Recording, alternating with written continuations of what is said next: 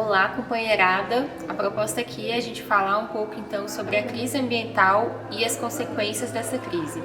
Então nós precisamos começar entendendo o que é questão ambiental. Nós sabemos que nós estamos num momento muito decisivo sobre a questão ambiental, sobre a questão climática. Quando a gente fala de questão ambiental, a palavra questão em si já nos remete a algum problema. Então é como se a gente está lidando com um grande problema ambiental no Brasil e em todo o mundo. Nós sabemos que nós somos atingidos diretamente todos os dias e a gente sente isso principalmente no nosso dia a dia, seja nos períodos de seca prolongada, que tem afetado diretamente, por exemplo, a forma de produzir alimento, nas enchentes como as que a gente viu no Rio Grande do Sul e nos deslizamentos de terra que aconteceram na Bahia, no Pernambuco e em outros estados, nos incêndios criminosos dos fazendeiros que cobriram o céu do Brasil inteiro e chegaram a atingir famílias assentadas e acampadas, na seca dos rios, com destaque para o Rio Madeira, lá na Amazônia, que praticamente secou todo o seu leito, ou seja, essa tal questão ambiental nos afeta profundamente e todos os dias. Mas nós precisamos compreender quais são as causas dessa crise ambiental, quais são as causas disso. Primeiro, precisamos entender que isso não se trata de uma vingança da natureza, uma vingança de Deus, ou apenas a culpa do ser humano de forma generalizada. É claro que todo ser humano tem sua parcela de contribuição para superarmos essa crise, mas o principal responsável pelos problemas que vivemos hoje no Brasil é o agronegócio e a mineração, ou seja, as formas do capitalismo de agir no campo. E como que eles são responsáveis? O agronegócio, ele é responsável pelo desmatamento e queimadas no Brasil, como por exemplo na região do Mato Piba, que pega os estados do Maranhão, Tocantins, Piauí, Bahia, nos estados que tem a Amazônia. Os dados do MapBioma já mostraram para nós que 97% do desmatamento que acontece no Brasil é resultado da ação do agronegócio. O agronegócio é também responsável pelo uso intensivo de agrotóxicos que contaminam os alimentos, além de impactar a saúde, a biodiversidade do solo, pela falta de água das nascentes, dos rios, dos reservatórios subterrâneos causados pelo uso desenfreado da água para a produção de monocultivos e da celulose. E além de tudo isso, nós precisamos sempre relembrar o agronegócio principal responsável pela emissão de gás de efeito estufa no Brasil. Esses gases que são responsáveis ali por aquecer o planeta, aquecer o aquecimento global, só o agronegócio contribui com cerca de 75% das emissões desses gases de efeito estufa. Ou seja, não se trata apenas de mudança climática, é a forma de se relacionar com a natureza baseado nessa exploração capitalista que está em crise e ela que precisa ser freada. Como nos diz a música, que existem dois projetos em jogo, isso já está claro, a contradição entre sem terra e latifundiário, a gente precisa olhar, existe saída pelo capitalismo? Pela lógica do capital, o que existe é um grande acordo mundial diante dessa crise, para acumular diante da contradição que eles mesmos criaram. Nós chamamos isso de capitalismo verde, porque é como uma maquiagem dentro desse sistema de exploração, para continuar gerando lucro para esses próprios capitalistas, que vão usar inclusive o discurso de que estão protegendo a natureza. O maior exemplo disso é o crédito de carbono, que é basicamente pagar as grandes empresas para manter as árvores em pé. Se a gente pensar do ponto de vista econômico, parece que faz sentido.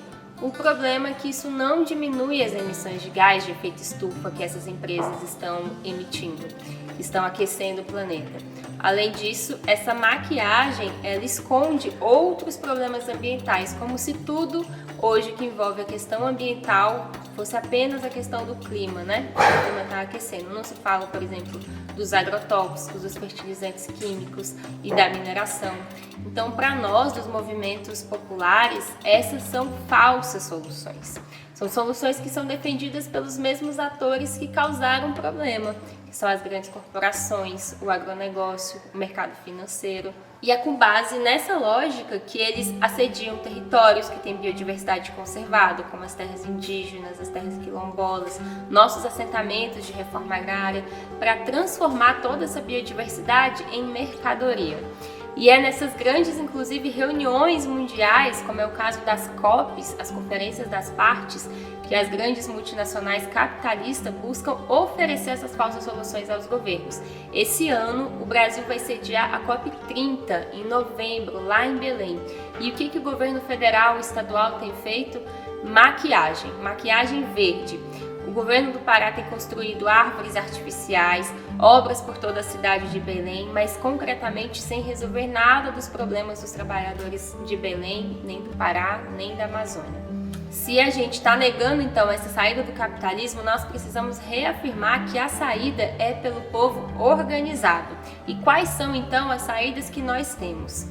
Primeiro, dizer que elas já existem, elas já são organizadas pelos movimentos camponeses e populares e construídas historicamente pelos povos que vivem das florestas, dos rios, dos mares e que são de fato os principais guardiões de toda a natureza e de toda a vida, né? É a gente compreender que existe uma relação histórica entre ser humano e natureza que nos foi permitindo também nos construir enquanto humanidade. Como, por exemplo, quando a gente olha a floresta amazônica, são várias espécies ali da floresta que elas foram espécies cultivadas, manejadas por coletivos humanos. Então, dessa forma, apresentando que as saídas, de fato, populares para enfrentar a crise ambiental já existem 4 grandes dimensões que a gente precisa pontuar. A primeira delas é a saída pela reforma agrária popular e a defesa dos territórios indígenas, quilombolas, camponeses. Se a gente precisa enfrentar o agronegócio, que é de fato o causador da crise ambiental, nós precisamos que essas terras sejam democratizadas. Então a saída passa pela democratização do acesso à terra. A segunda dimensão é a soberania alimentar, partindo do direito dos povos de decidir sobre o que querem se alimentar, como distribuir esse alimento, mas também ter acesso aos bens necessários para produzir esse alimento. Trata-se, portanto, de um direito dos povos de escolher como se alimentar e que o alimento ele não seja algo de lucro das grandes empresas. A terceira dimensão é a partir da agroecologia. Entender a agroecologia como a nossa relação também entre ser humano e natureza, de manejar a natureza como nossa aliada e não como nossa inimiga no nosso sistema produtivo. É a gente discutir a produção de alimentos a partir da agroecologia, é discutir o acesso, a popularização a tecnologias para seguir produzindo alimentos. E a quarta dimensão é o cuidado com os bens comuns da natureza, a nossa água, nossa biodiversidade, nosso solo, nossas sementes. E por isso que nós chamamos eles de bens comuns, porque eles não são recursos naturais, não são riquezas naturais, eles são bens comuns e devem ser comuns a todos os povos. Portanto, a nossa principal saída, ela precisa apontar também as lutas de enfrentamento a esse modelo do capital. Nós precisamos entender que não há possibilidade de convivência com esse modelo e que essa saída ela precisa ser organizada de forma coletiva para construir essas lutas também ambientais, como lutas também de enfrentamento ao modelo do capitalismo. Quais são, portanto, as nossas tarefas nesse período?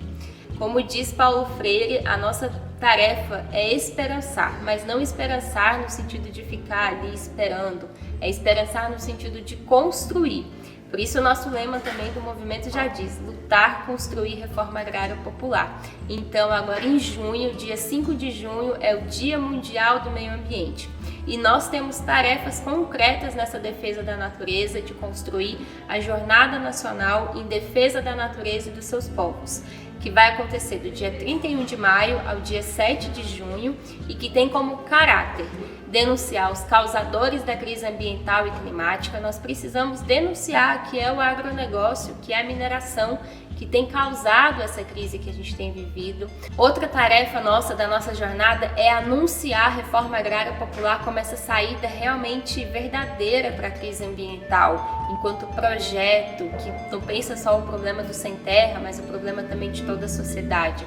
Outra dimensão para a nossa jornada são as ações agitativas, as ações organizativas e também as ações de relação com a sociedade. Então a gente convoca toda a militância para essa semana, do dia 31 de maio ao dia 7 de junho, a gente construir ações de denúncia, que denuncia os verdadeiros causadores e responsáveis pela crise ambiental e climática, mas também de construir as ações que anunciam o nosso projeto.